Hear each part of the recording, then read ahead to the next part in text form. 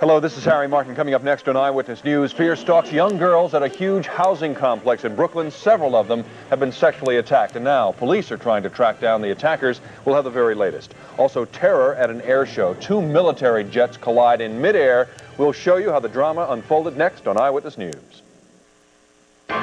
This is Channel 7 Eyewitness News with Harry Martin and Sarah Wallace. Marc Stevens with sports. Veronica Johnson with the exclusive AccuWeather forecast and the Eyewitness News team. Now, Eyewitness News. Good evening, I'm Sarah Wallace. Starrett City is a sprawling housing complex in Brooklyn, but news has traveled fast about a series of assaults there. Two of the attacks, rapes against little girls. It has parents fearing for their daughters in this normally quiet community. What is more disturbing, police think there may be more than one rapist. Lucy Yang with a story. Workers at Starrett City in Brooklyn were busy posting flyers today in all 46 buildings in this community, warning residents about the string of assaults in this neighborhood, 3 attacks on young girls in the past 2 months. The most recent attack happened last night at 6:30. According to officials, an 8-year-old girl was coming home, stepped into the elevator with another man when he attacked her at knife point. He then forced her into the stairwell where she was raped.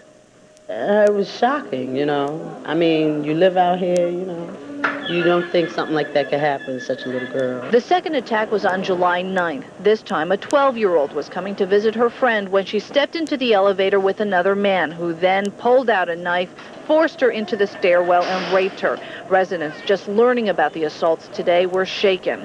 That's scary to think that that's right near me, you know. I just hope they find whoever that is. And I want everybody to be careful because that's nothing to joke about. In both cases, the young victims told police the man was either white or Hispanic, but they gave different weights and heights for the attacker. Both attacks happened on Friday nights about the same time. Police right now are not treating the cases as related. In the third incident, which happened in June, the victim was not raped. It's a frightening situation when you know that something like this could happen to children that young. The parents are wise. They would, talk to their children, and the children should talk to the parents. And we are planning to have police come out here and talk to the children in the near future. A meeting has now been scheduled for Monday night to give residents here extra safety tips and to answer their questions about the assaults. In the meantime, additional security guards have been posted. Police still do not have any suspects.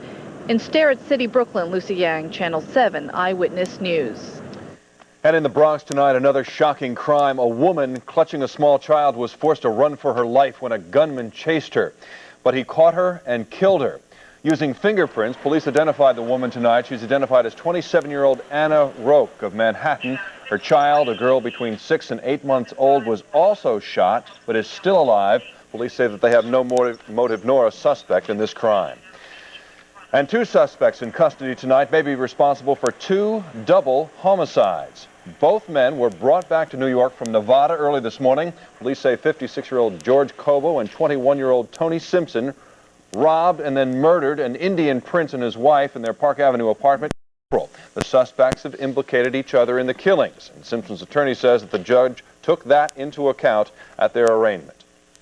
As far as the judge's order is, it will be that these defendants will be held separate from each other and probably separate from other inmates.